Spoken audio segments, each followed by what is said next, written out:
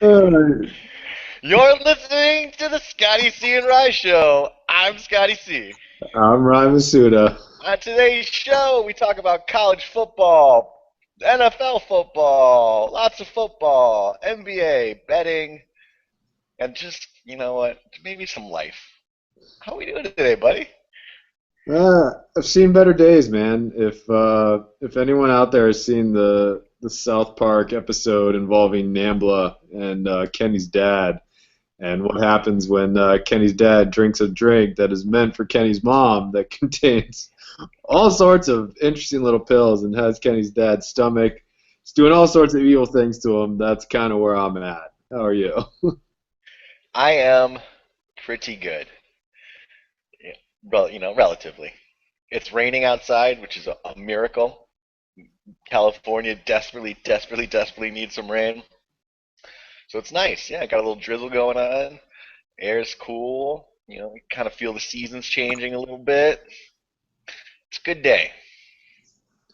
We Good were day. talking before the show, and it seems like the temperatures are relatively the same here. You're in a t-shirt, and I'm in a light fleece, so I think that kind of tells us Yeah, we're pretty even.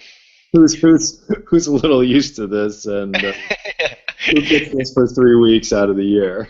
I know you awful Floridians posting about how cold it is in Florida. Like, oh, it's so chilly. It's 65. Oh, 65 is yeah, beautiful. yeah. It can 72 is the be, temperature, but 65 is beautiful. yeah. Cold is when you're under 7 feet of snow in Buffalo and Orchard Park, New York. Oh my God. Dude, I was watching Highly Questionable today, and they just went on a rant about that snow. And Dan Le Batard's like, I don't even know what they're talking about. He's like, I know nothing about this. And then he told a funny story about Roscoe Parrish, who played at Miami and was drafted by the Bills. And the first time he saw snow, he was hiding behind his curtains because he didn't know exactly what was going on. But I How think did this will speak more how about did Roscoe Parrish than anything else. yeah, how did Roscoe Parrish's career at the Bills turn out after that little revelation? Yeah, I don't know. Is he even still in the league? Literally have no idea. No idea. So it's pretty much snowing everywhere except for where we are, which is nice because I don't know how you can live in something like that. Where I mean, 7 inches of snow is a lot, but 7 feet, like I don't know how I would react to that. No, it's awful. Never again. Like, I lived in Michigan when I was a little kid, and I'm never doing another winter. I'll visit. I'll visit some snow. I'll play in it for a day or two. Say hello, but that'll be it. No more. So, Yeah, and I mean, this is just the beginning. poor fucks. Fucking idiots living in the shitty ass cities. Morons. Somewhere cool. Like the South. Definitely not the West Coast. No one else moved to the West Coast. Moved to Charleston or Charlotte. Or, Go gentrify some of those areas. yeah. Have you by any had a chance had a oh God, my brain's not even working. Have you by any chance caught that show on True TV, Friends of the People? I have not, but I love the title. It's a new sketch comedy show, and one of the guys who created it is this kid from who went to Dreyfus, who was in my class. Pretty funny dude, Kevin Barnett. He's a good guy. And we skipped a lot of class in high school, so obviously school was very paramount to him having success in the real world. But he does this song on there instead of like it's like a parody of Dear Mama, but it's about gentrification and hipsters, and I think you would enjoy it. So I will look that up immediately. Another Dreyfus alum, Eric Andre, is fucking that guy's on a roll, huh? yeah, he's killing it, man. Season 3, the Eric Andre show. Yeah, dude, that show is fucking absurdly good. Like, but it's just like I don't. It's not good though. But it's just a strange fucking show, and I highly suggest it. I remember writing Tri-Rail with that guy. Yeah, there are some sketches where you just kind of sit there and you really have just absolutely no idea what you just saw. And if what you just saw was actually what you think it was, or if there was just some crazy hidden psycho vortex behind it. And then some sketches, I'm just like on the floor dying. I mean, when he went on Howard Stern and rode the Sibian, that was hilarious. I did not know that happened. I will also look that clip up immediately. So Uh, that's what I do on my days off. I look up dudes riding Sibian machines. yeah, it was. It's awesome that two guys who really didn't, have that. Oh, I go to Dreyfus. My poop doesn't stink.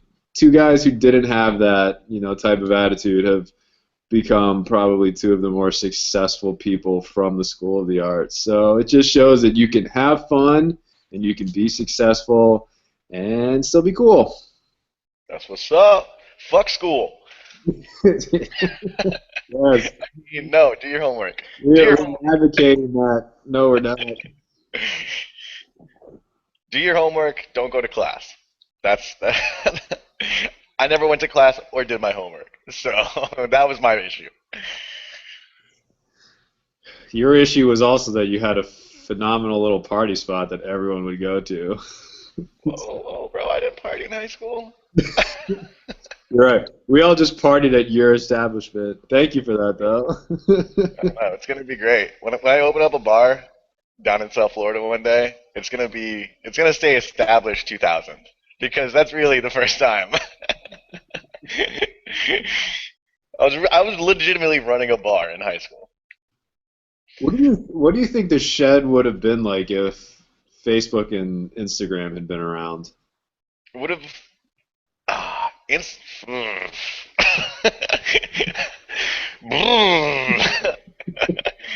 It would not have lasted. It would because it just would have been like all the parties would have been crushed by kids from other schools. It just like it would have lasted maybe 6 months, and the cops would have seen all the signs, all the stolen street signs, the dozen or more stolen street signs.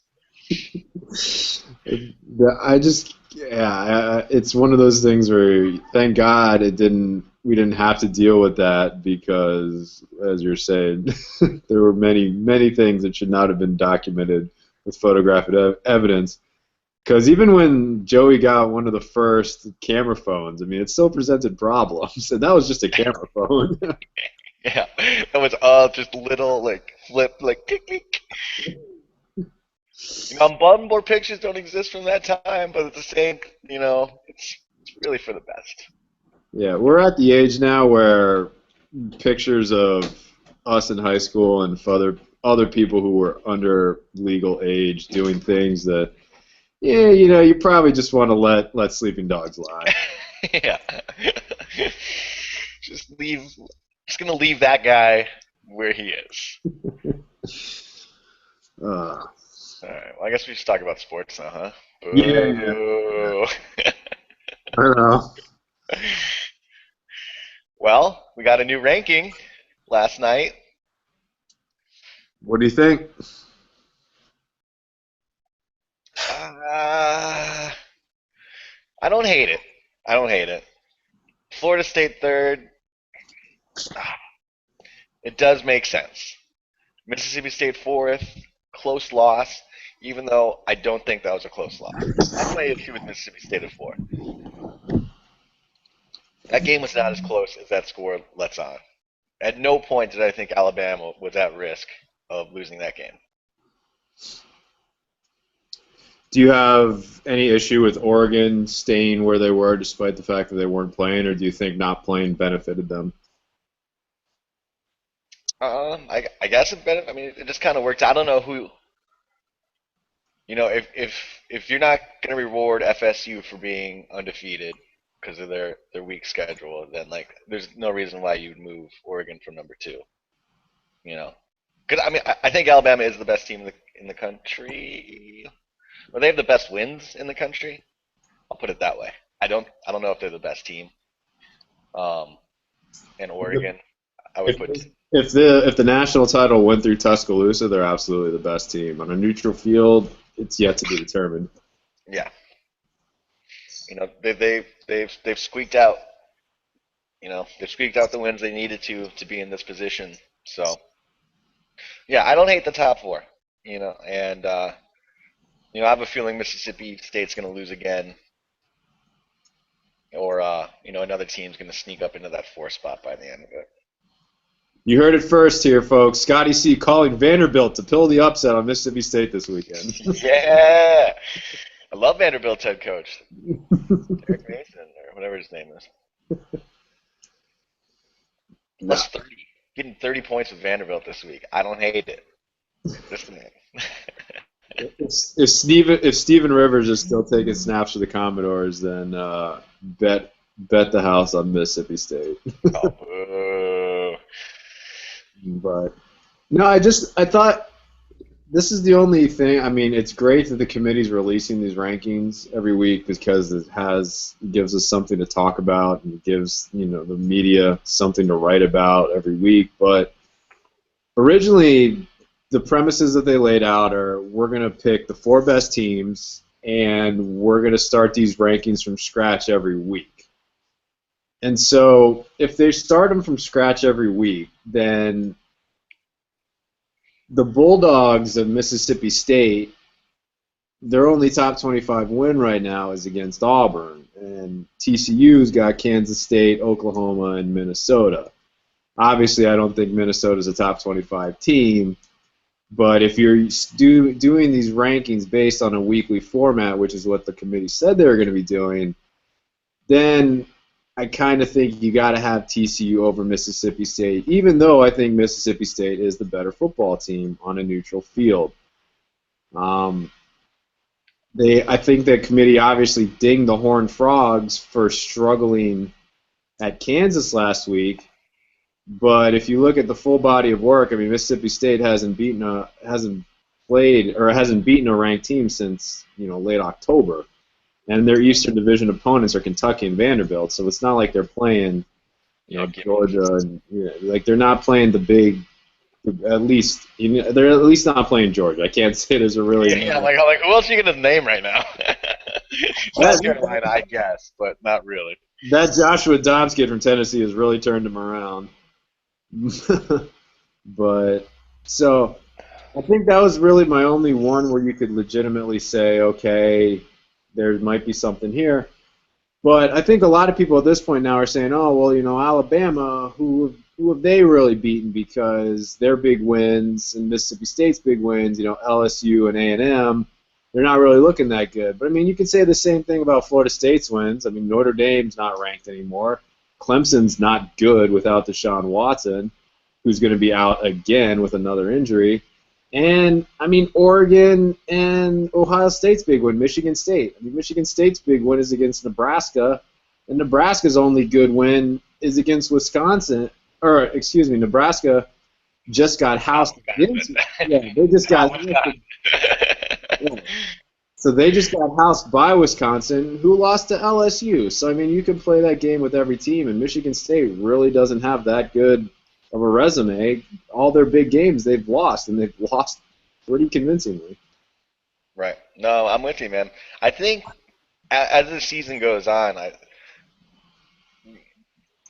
there might just be it might just be like a depressed year. Well, now that we're stretching it out to 4 teams, it's just it's hard to just to say who are the top 4 elite teams. At least when there was 2, you could argue who the third was. Mainly USC was better than Florida all those years. No big deal. But well, you can thank your Beavers for them missing out on the 2008 national title game. I used to love my Beavers, and hopefully one day I will again. Love my Beavers. Well, let's talk about Florida State a little bit. That was both of us picked Florida State to cover the 2.5, and Miami jumped out 16-0, and ended up scoring 3 points in the last quarter and a half. You could say they got a little conservative. Florida State caught a couple of breaks. That tip touchdown pass, Carlos Williams comes to mind. I don't know. What do you think about Florida State, man? Jimbo Fisher said after the game that this team's habit of falling behind early and coming back to win is who these Seminoles are. If Jimbo Fisher believes that, then these two teams, or then this team should not be ranked ahead of Alabama and Oregon. Yeah, I'm fine with where they're ranked. I would have a hard time picking against them right now, though, because they have the best player on the field at any given time. Well, on offense. When their offense is on the field. They have the best quarterback. They have the best player in college football. And does that mean they should be ranked number one? You know, not necessarily. But, you know, Miami, you know, the record's not the best in the world, but that's always a tough game. They got great athletes. They're a super young team, super amped up to play Florida State. Because basically a lot of those guys pick between those two schools. And so, you know, I knew it was going to be a tough game for Florida State. I was very confident that they were going to pull it away. I thought they'd win by a little bit more, but when you have the best player on the field, I have a hard time picking against them at any time. And they should be very content that they're in the top four. And because they're going to be there. And then they can beat whoever they have to play. I apologize that one of my kitties is just completely taken over the screen here. I just love keyboards. Yes, and she's just mooning you. Come on. Hey. I just got a great shot of cat butthole, which I get on a daily basis as is. So nothing in here. All right. Yeah, I mean, Florida State has. I mean, they should just be content. They're in the top four. They went out. They're going to be in the top four, and then they can beat. You know, if they are the best team, they'll beat whoever they have to play. It shouldn't matter, and they should be content with that. All right. I want to go through at least. I want to play the neutral site game with you here. So, Florida State and Alabama on a neutral field. Who do you favor?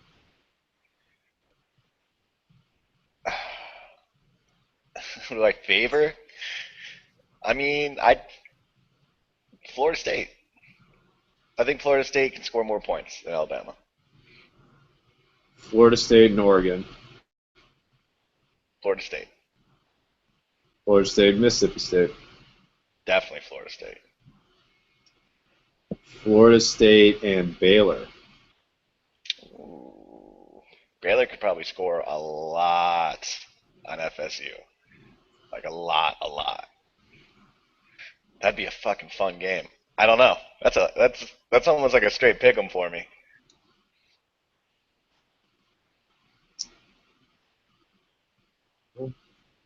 I hope it works out, man. I would love to see the Florida State Baylor matchup. Yeah, that would be a great game. You know, Florida State Alabama, like that game would be tight for a lot of it. You know, because the thing with Alabama is they showed this weekend, like I never once thought they were going to lose that game, but they can't pull away from teams. They just don't have that explosive offense. No, they really don't, and that's what really needs to be considered here. I mean, Alabama, like we were saying, at home, they are completely different than when they have to play on the road or at a neutral site. And I mean, they did play West Virginia very tough in the beginning of the year, but West Virginia gave them a game. And if you can score, and like you said, when you got the best player on the field, that's always the great equalizer in these games. And I don't know. I'm hesitant because I actually think Mississippi State would pose more problems for Florida State than Alabama, just because of Mississippi State's offense with Prescott and with their running game. I think their running game could give Florida State a lot more trouble.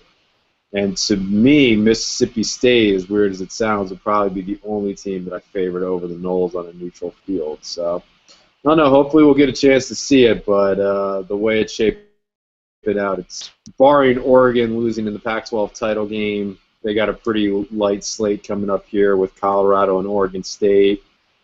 You know, Alabama just has Auburn remaining. I'm not really too concerned. Whoa, don't forget about Western Carolina, because the SEC with their gauntlet of a schedule.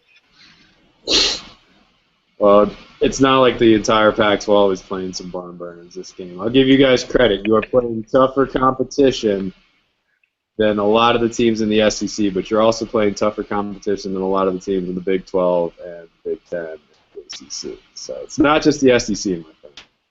No, I know. Pac-12's the best. It's not a big deal. Oh, listen to this guy shifting. He's shifting already. No big deal. We play 9 conference games, and we're better academically. It's fine. West Coast elitist now, Ryan. I don't think you know this about me. I live in San Francisco, and I smell my own farts. All right. Just let me know when you drive a Prius, man, and I'll just give up ever hope. It's okay. My roommate Jared does. So does that count? Of course he does. Shout out to the white Prius. That car's so quiet. Silent killer. Did you just bring a racial element into this show, Scott? Never, bro. Never. But yeah. So it's, I mean, it sounds like we're pretty much in agreement.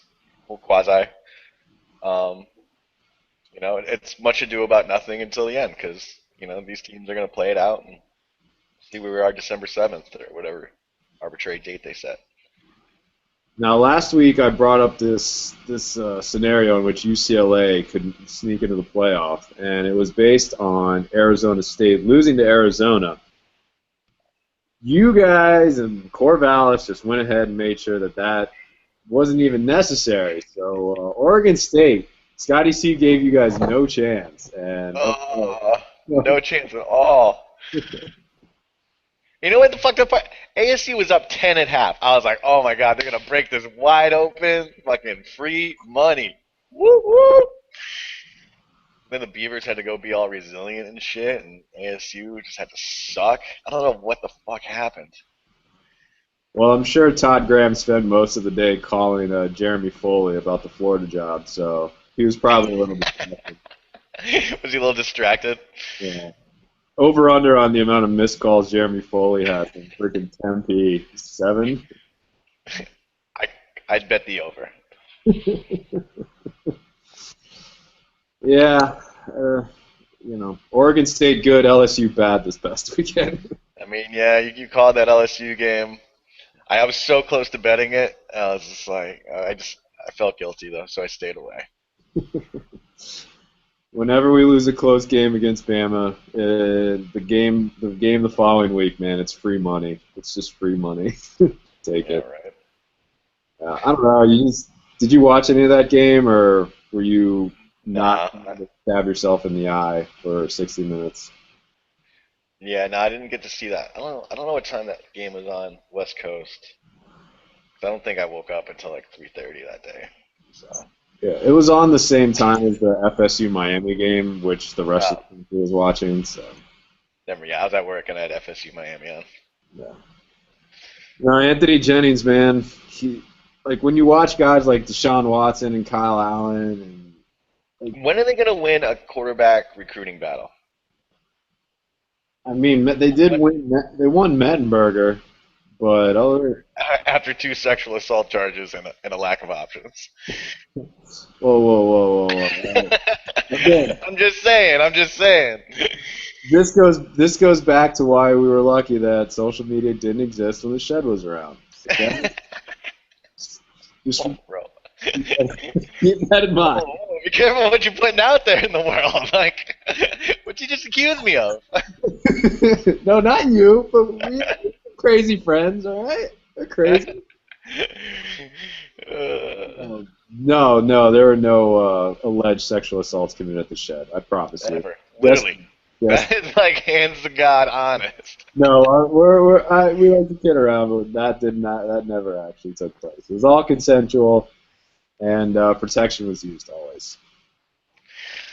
Well, Joyce comment of the week. What's the first thing out of my mom's mouth this week? Everyone, it's that sentence. So There you go, America. You're welcome. I'll carry this burden. I'll carry the water. It's okay. You ain't heavy. You're my brother. Fine. God, where was I going with that? Oh yeah. So I think the thing that's just really frustrating is we all know what kind of offense Les Miles wants to run, and yet he always seems to recruit these quarterbacks from a spread offense in high school, and it just makes no sense. 0 cents. Yeah. 0 cents. But like, but why hasn't LSU gotten like that big guy? I mean, they sign him at every other position, and they just have. I mean, because what Jennings was a 3-star after you guys lost out on a couple other guys that year, and you're like, all right, we'll take you. Well, we did have that four-star kid from California, Hayden Reddick, who transferred before the season because it was clear that Miles was just going with Jennings. And Reddick was built much more in the mold of Mettenberger, where it's just this big, tall kid, stands true. He's not going to run. He's not going to beat you with his legs. And I mean, also to be fair to Les, I mean, we were in on Gunnar Kiel before he eventually dropped us at the 11th hour to go to Notre Dame and then left Notre Dame. So I mean, like we've been in on some pretty high-profile guys, and the ones that we've gotten have left. You know, I mean, when we had Jarrett Lee and Jordan Jefferson, that was also the year that Zach Lee was supposed to be. He was a four-star who came in, but obviously he elected to play baseball, and I think he's still with the Dodgers organization. So, I mean, we've signed some, and we've had some unfortunate luck with it. But, I mean, Brandon Harris, number 3 dual-threat quarterback in his recruiting class, a four-star prospect out of Louisiana, but it's just weird because if you look at all the successful quarterbacks LSU has had, whether it be Jamarcus Russell, Rohan Davey, Mettenberger, Yeah, big dude. All Matt big. Flynn, yeah, just these big guys who can throw it. And I mean, Perilou was a guy who could run and throw, but obviously, you know, Perilou was booted for a couple of indiscretions. And so Yeah. we never really got to find out what he had, and he never really turned out to be anything at the next places he went. So it's just frustrating because you look at a guy like Brad Kaya, and in every game he plays, he makes some throws. You're like, yeah, this guy can play at this level. I've never said that about Anthony Jennings once, and I don't think I'm going to. He does not make that pro just 15-yard laser out throw. Like imagine fucking if you guys had Sean Mannion. Like, oh, it'd be awesome for Sean Mannion and LSU. Sean Mannion would be so much happier. What a great decision it was though for Jarvis Landry and Odell Beckham to forego their senior seasons and leave after last year, right? Yeah, they're like, like we has to go. We're not letting that motherfucker throw us the ball. Jeremy Hill saw it coming too. He's like, wait, I could face 11-man boxes, or I could go get paid. Yeah. Later. No, against Arkansas, I mean, I was counting it on the screen. There was so many times when we were facing 9 or 10-man boxes, and if you get 8 guys in the box, that means they don't respect you throwing the ball. When you get 9 or 10, you might as well have a trash can back there or a mannequin throwing the ball. Yeah. Well, next year. Yay. Whatever. We're Kevin Sumlin's not beating us. We're undefeated against that guy, and we're gonna stay undefeated. Yeah, you are. Yeah, yeah. Yeah, yeah. I believe. Oh man. God. All right. What's Uh, next? Muschamp? Want to talk about Muschamp? well, we can talk about Muschamp. Let's talk about Muschamp. He got fired. Moving And on. Todd Graham obviously wants his job. Yeah. I mean, I was surprised they did it now. They made it this far, but I guess they just really wanted to get a jump on that search. And it's really funny, like that first report that comes out that Florida won't look at Dan Mullen or Rich Rodriguez. It's just like, why wouldn't you look at Dan Mullen? What sort of arbitrary thought is that?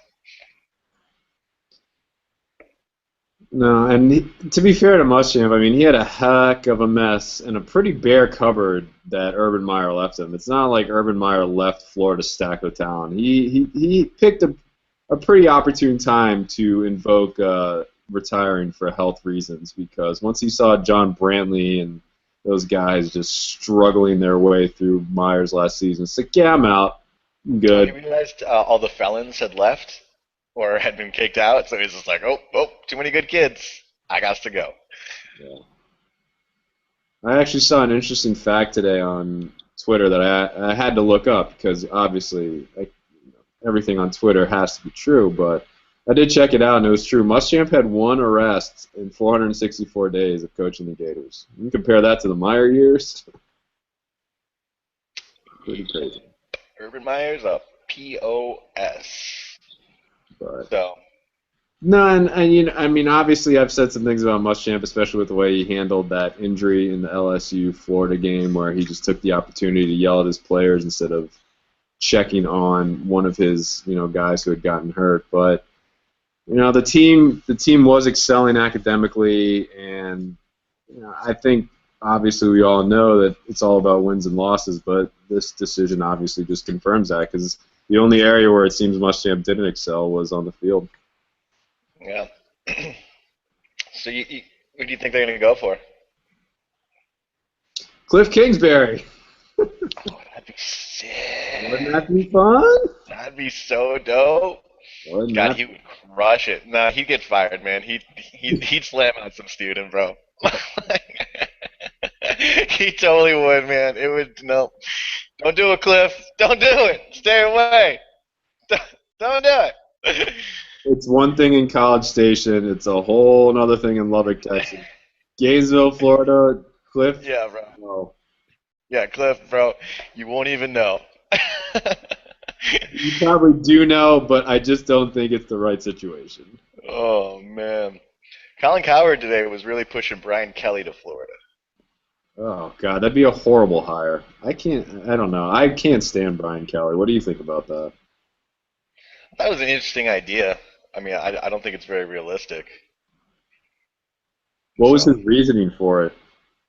just he was an offensive coach, and he was arguing that the Notre Dame job isn't actually that good because you can't get elite recruits there, even though he took them to the BCS championship, and it's probably yeah. I don't know. I don't think he's going to leave Notre Dame. He could pretty much stay. He took him to one BCS. It's a way easier road being at Notre Dame, picking and choosing your schedule the way they do.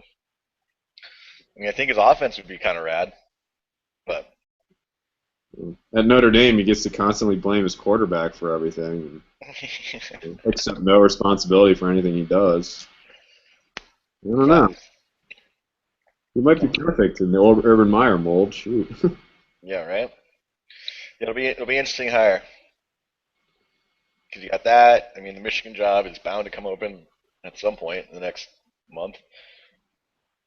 So Rich Rod's interesting, but I was reading how he actually has like this clause in his contract where if he stays, and it's the same thing with Sean Miller, Arizona's basketball coach, where if they stay at Arizona for a certain amount of time, that they get some stake and some oil out there that's pretty lucrative. what? Yeah. Awesome.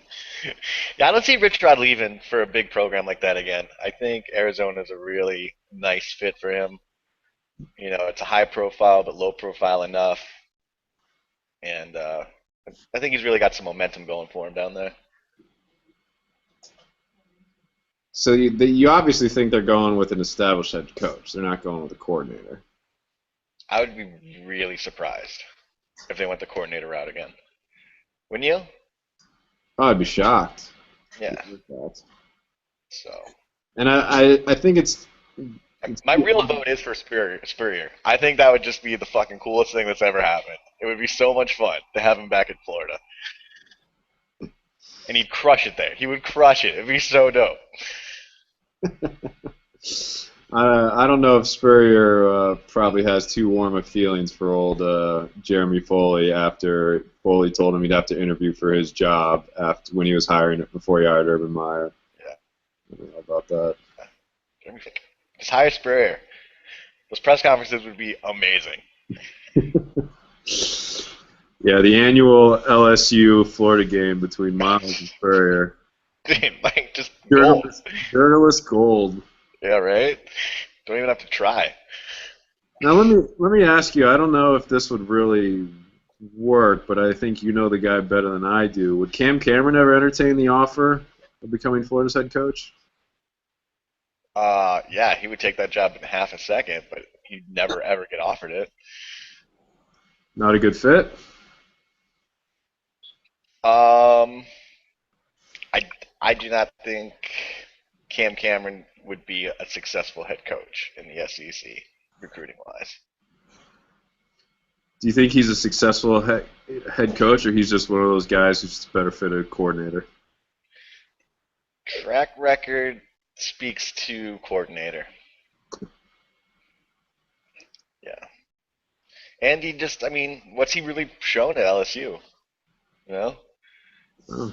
he had three NFL starters last year in Mettenberger, Beckham, and Landry.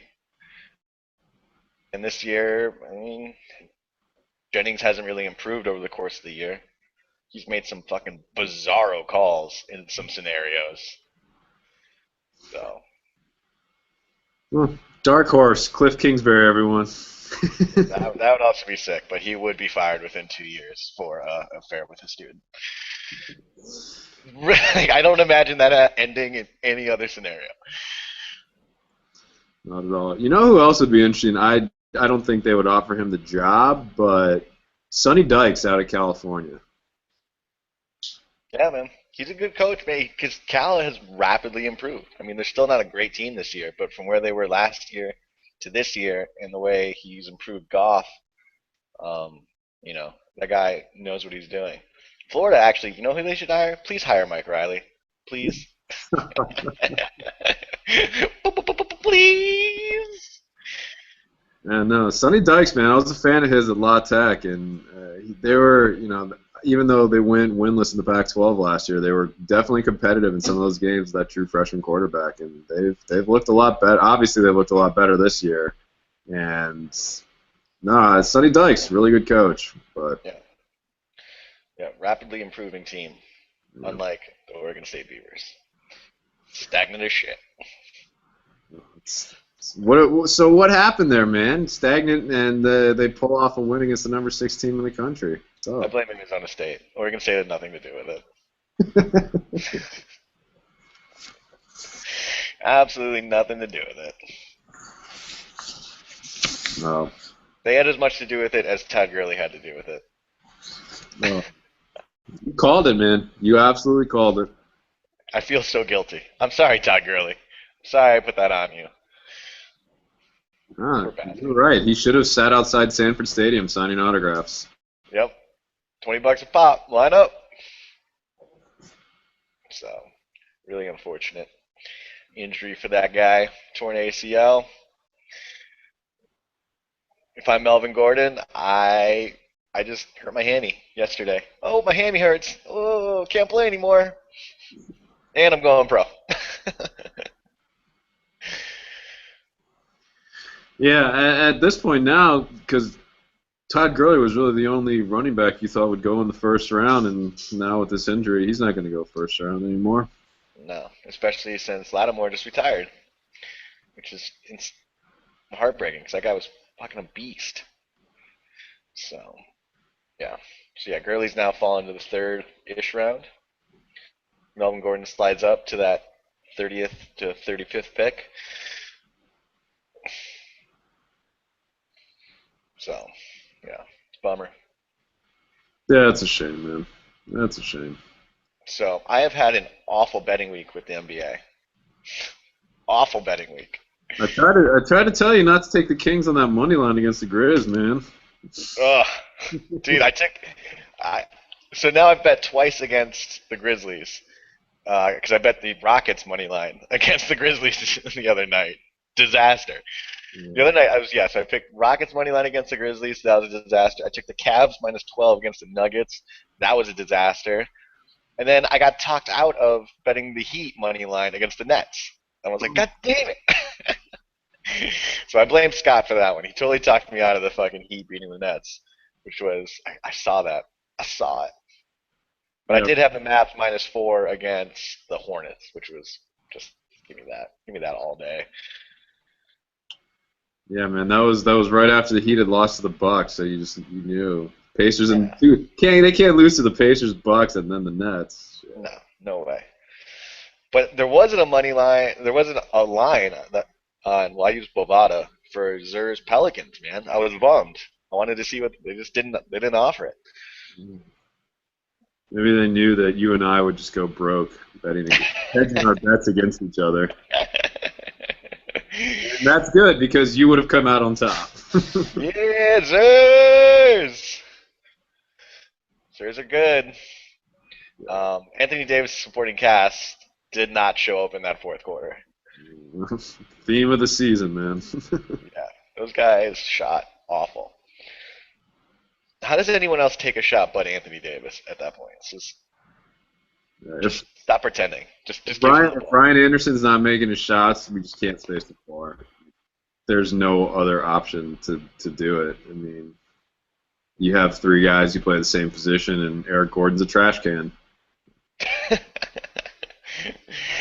A burning trash can. Yeah, burning trash can. But rebound, he got a big win against the Kings, though. That was a pretty solid league pass game. I bet, man. Davis against Boogie. Did you get to watch? Did you actually get to watch it?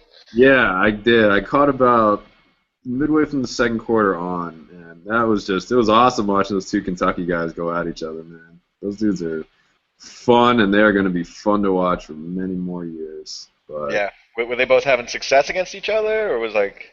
yeah, they were. I mean, there was a lot more of switching. Like Davis wasn't guarding Boogie as much as Boogie was guarding Davis.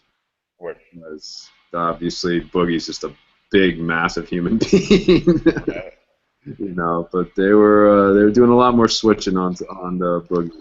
But no, man, I mean, Kings are good, dude. This whole Darren Collison and Rudy Gay thing, like, it's actually working. It's working so far. Solid team, man. Totally solid. Pelicans, they should be better. Yeah, I mean, we just gotta. The thing is, like, if we don't build a big enough lead on the Thunder, by the time those two get back, then that eighth seed is going to be. I mean, obviously, the rest of the West is rooting for the Pelicans to get the eighth seed and not the Thunder. Yeah, I was like, please. But then you have the Thunder as a lottery team, which is a scary thought. So I don't know. We'll see, man. We'll see how it goes. But, so do you want to talk about Adrian Peterson at all, or you want to talk some winners? What do you feel like doing here? Oh, Peterson, so depressing. Like, how do you stick up for a guy who whipped his son, and yet I'm tempted to, because I'm weird like that. No, Roger Goodell. I mean, he just figured, well, you know what? I'm just going to go way too harsh because the backlash from that will be less than the backlash I get from being too lenient. Yeah, it's just a messy situation, man. It's just gross and messy, and I wish I had nothing to do with it. Like, I wish I just wasn't privy to this. It's like, dude, yeah, some guy whooped his son's butt. Awesome. Please, pictures don't need to be out. Like, it's a 4-year-old. Why are there pictures available to the public? Weird. Yeah, very strange, and I don't know. It's not like Roger. I mean, the way Roger Goodell has just gone about this, it's just the guy only cares, and obviously the guy only cares about public relations impact. That's really all the league cares about too. So Right.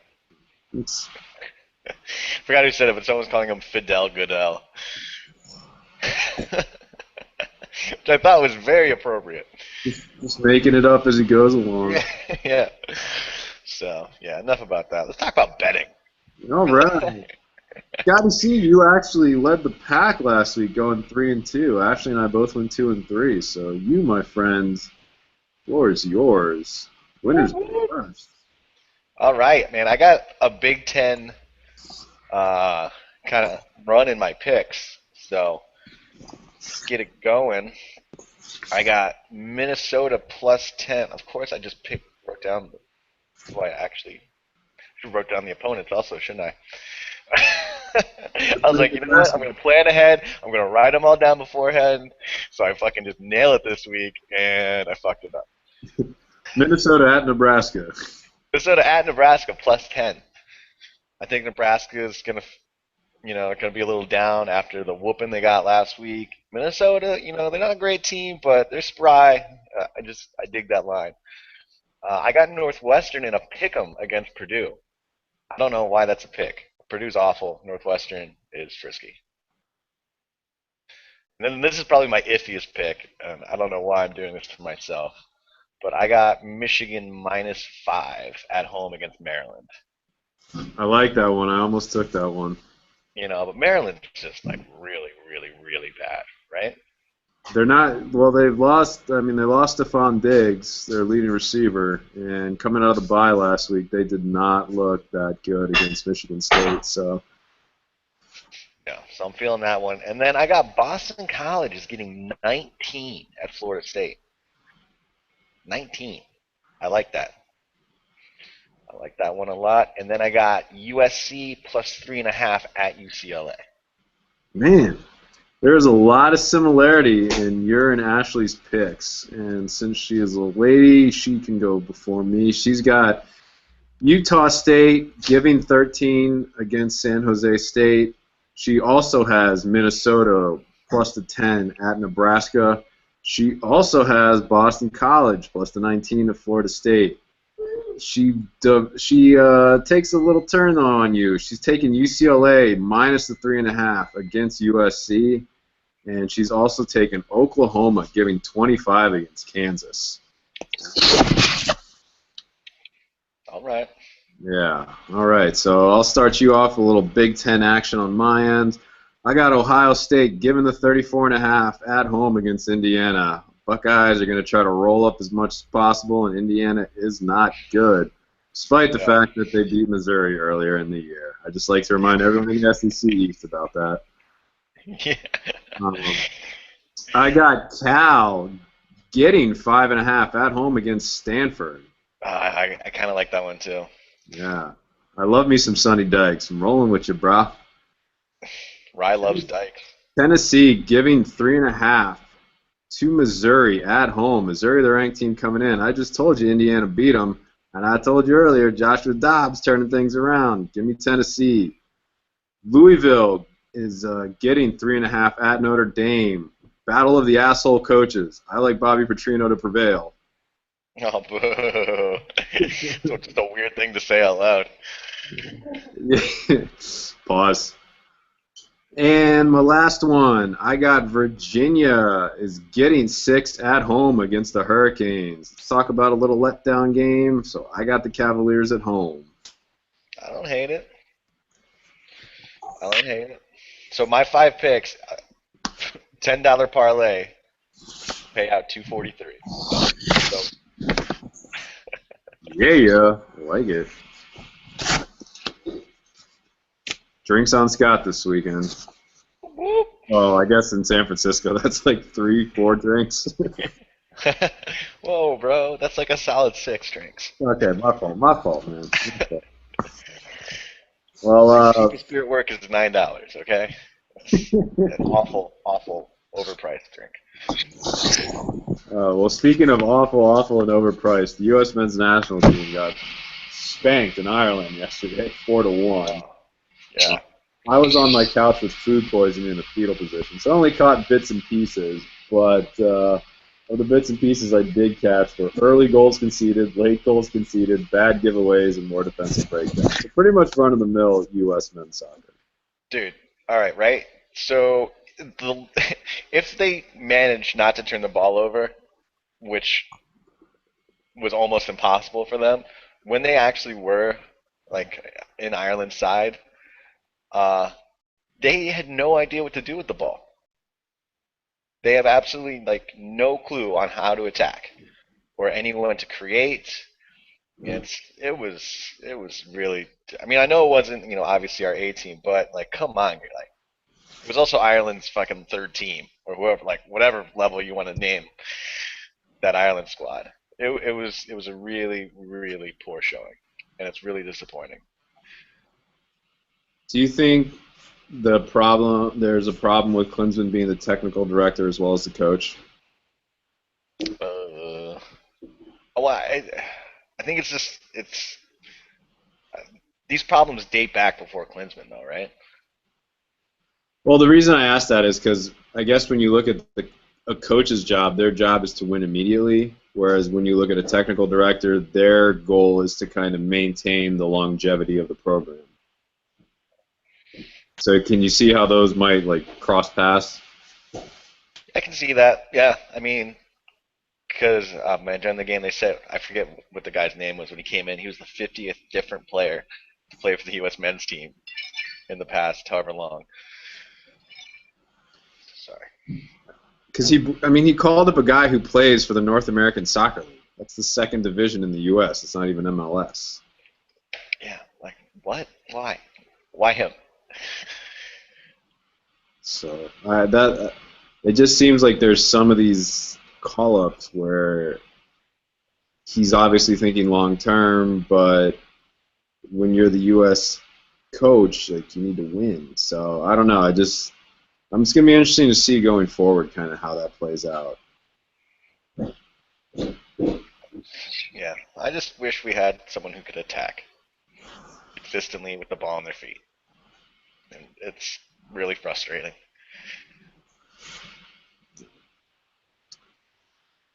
Well, yeah, not much more to add to that. I mean, Yeah, that's it. Boom. I'm sad. before we go, though, I wanted to ask you about Giancarlo Stanton getting the largest contract in American professional sports. You think LeBron saw that and just kind of like puked in his mouth a little bit?